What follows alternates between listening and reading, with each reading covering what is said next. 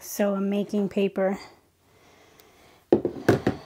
My room's a disaster, but I've been so excited for this paper making process, and I want to do a couple more tests. So this was my first trial, and I actually tested things out. This was my first sheet that I made, and I was able to write on it. So that's exciting. I wrote wow. But this was the trial where I realized I wanted things to be much more shredded. The texture on the back is very cold press feeling. This one particular sheet has a lot of speckles, so you can see that. And then I made a couple other rounds. Let me actually turn on the light. So yeah, this, you can see here some of the texture. Hopefully it's showing up on camera, but it's pretty transparent. This one's very lightweight. Then I made a next round. This one actually broke, so I just was tearing it up to reuse it for my pulp. So then I made my second batch. This was the first sheet of my second batch. Very thick. You can hear the thickness. It almost feels like cardboard in a way. I don't want it to be this thick, but I'm kind of not sure yet, right? Until I start painting. So this one has a couple of speckles, less speckles than the other one. So I would use the smoother side. The back side is pretty rough. And then as I went along, things got thinner. So actually this was part of the same thickness. So the first 4 sheets were really thick. They got a little bit thinner. So I would say I want to be around this range. This is nice and smooth and the right consistency. But as I went along, things got a little bit thinner. So I think it all depends. Yeah, this one's a little bit transparent. It all depends on what the paint looks like on some of these. Not too bad. So I think at this point I noticed when it was getting thin and I would add more pulp. So let's continue to make some sheets. I made a total of 12 minus the one that ripped. Or sorry, 13 minus the one that ripped. So what I did was shred all my paper, and let me show you what I have here. So I started off with my pulp. So that's my pulp, and that's actually from my shredder. We usually shred really important papers and get rid of them that way. And my wife had so much shredded little pieces of paper, and I've been considering like getting some deckled edge paper, but it's just so expensive. And so then I was like, ooh, maybe I can make paper. Then I realized when I researched it, I would need a decal and mold. And so I made it. And then I purchased this bin to add the pulp and water. And I already had that bin. Eventually, once the pulp is out of here, this is where I'll store the rest of my handmade paper. But I would say definitely have 3 containers. One to store your pulp, one to have the paper making station a bit larger. So this one's 16, I'm not exactly sure, I'll read it for you. But this one's a little bit larger, not too deep. I would say don't go too deep, so you can see that it's pretty shallow.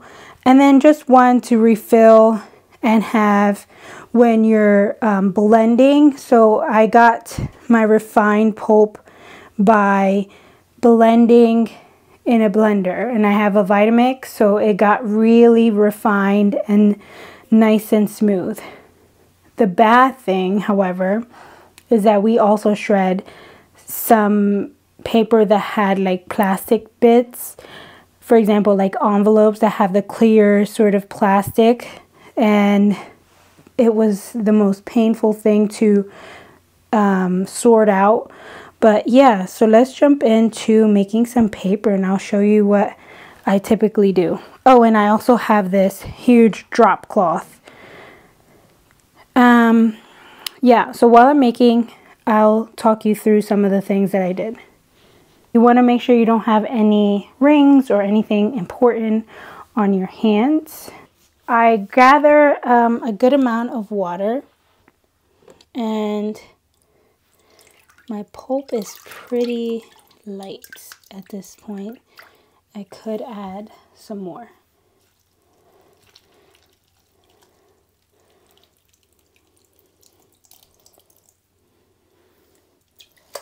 And this process is pretty messy, so you definitely want to clear things up. So I did about 2 handfuls of pulp in here, and you want your water to be at the consistency of like sort of fog, almost fog level. I am noticing some consistency changes within my pulp, so I'm probably gonna go in and like re-massage things because it has been in the container for at least 2 days, which is not a good thing because mold.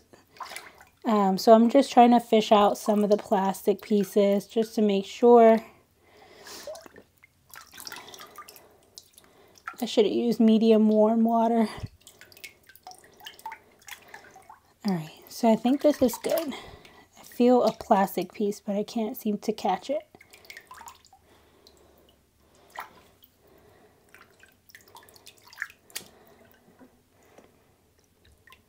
And also the good thing about the third container, after you fill it up, you can dump any little bits that you don't want in your paper. Okay, so I actually made this decal and mold. There's a huge debate on whether this is the mold and this is the decal, or this is the decal mold and this is the whatever. That's not my debate to have. So I made this out of pretty cheap canvases. I bought a double pack at Micheals for about $7 or something like that. And I just ripped off the canvas. I had some extra screen from a window screen that we weren't using, and I stapled it on. So you ideally want the flat end. So I did the flat end of the canvas for the mold, and then I'm using the flat end of the other side of the canvas for the decal. And then the rounded edge is facing towards me. The rounded edge is facing towards the bottom. So I'm no professional. I just learned from a YouTube channel, a couple of different videos that I saw. And after making the pulp,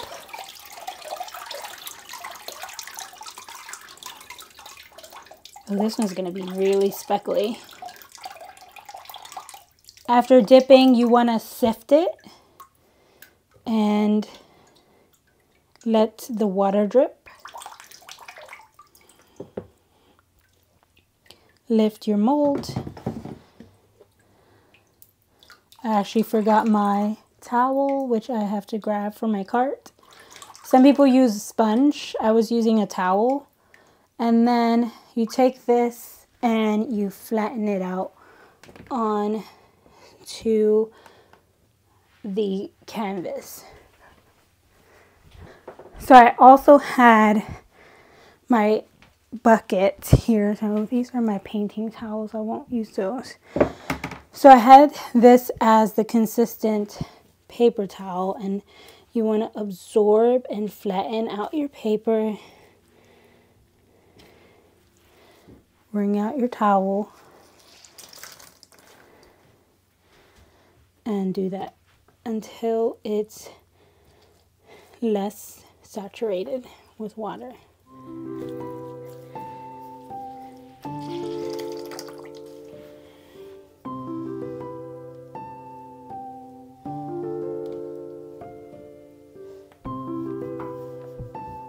And there you have it. Let's see if you can see it.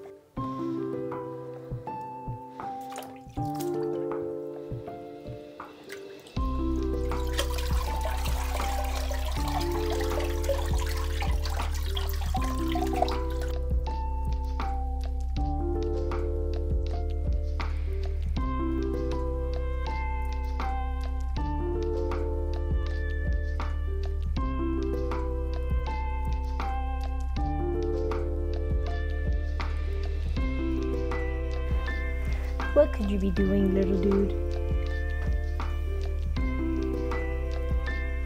Excuse me. You don't belong there.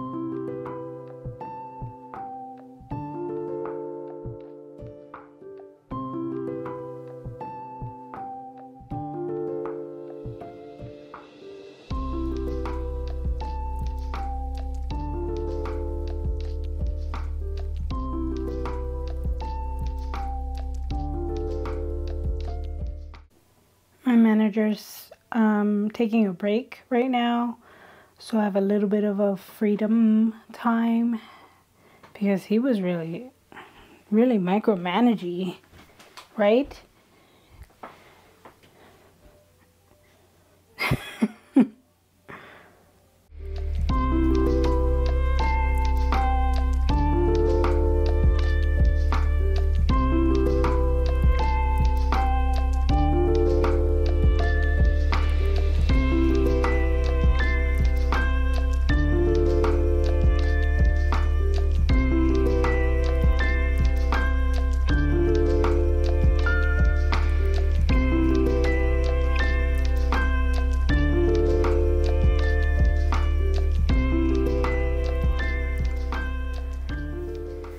I have 12 pieces of paper and a dog.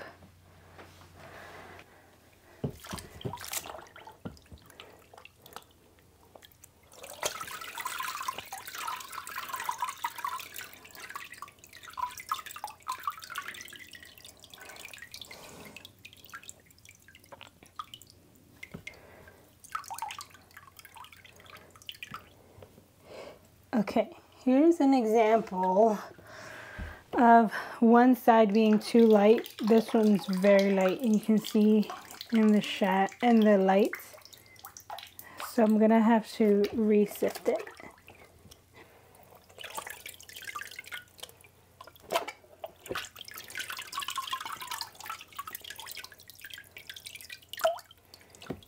Much better.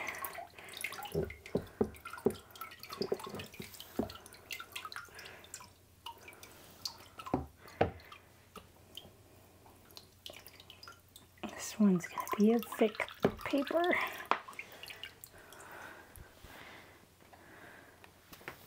Oh my god. I knew it was gonna be too thick. Oh god, that looks like poop.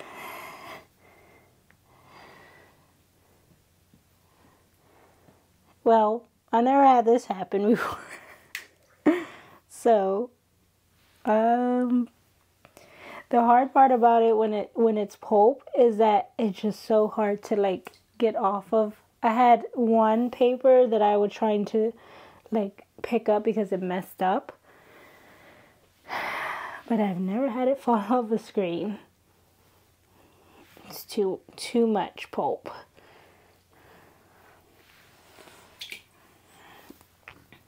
Whoops. So I won't be able to use this section here, so I'm gonna be making less paper. Alrighty.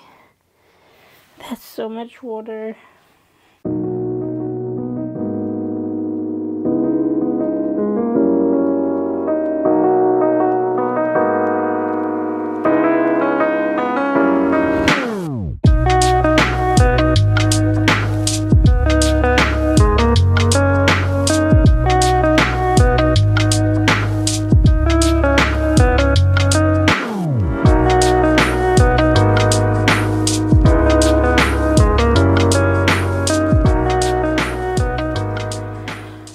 Okay, these are our sheets. I made almost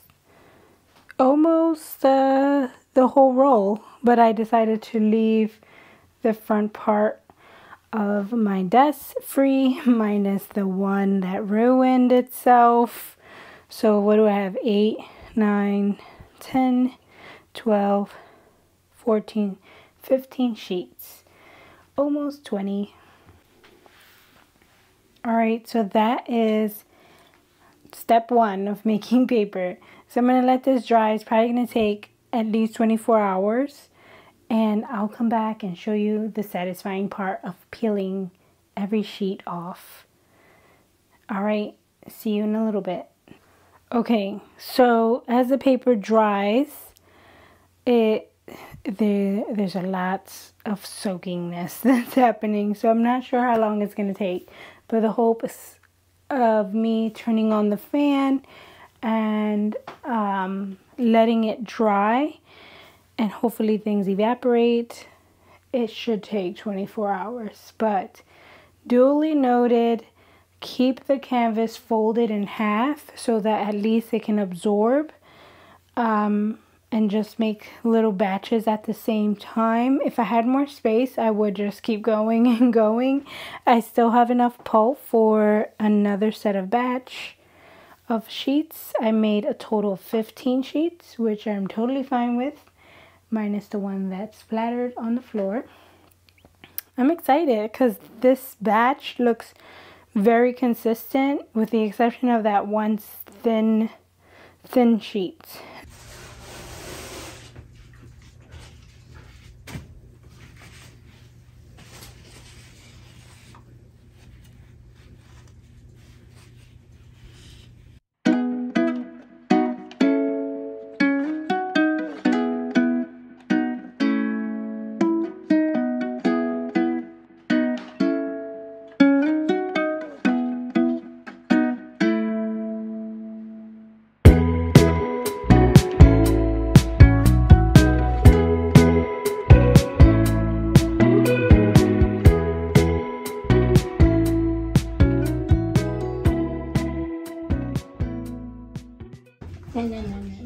No. Come on, Pouchy. Come on. Come on, Brent.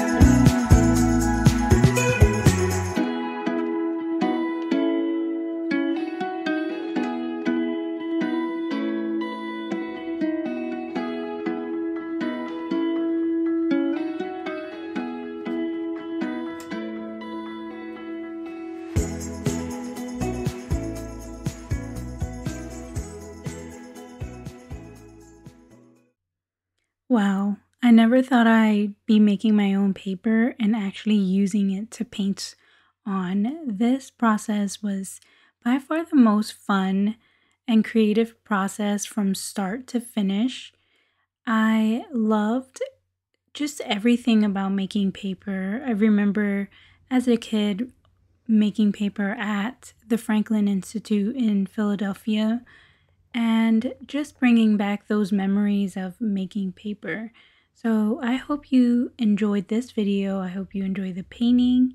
Definitely get out there and get creative, and don't forget to like and subscribe.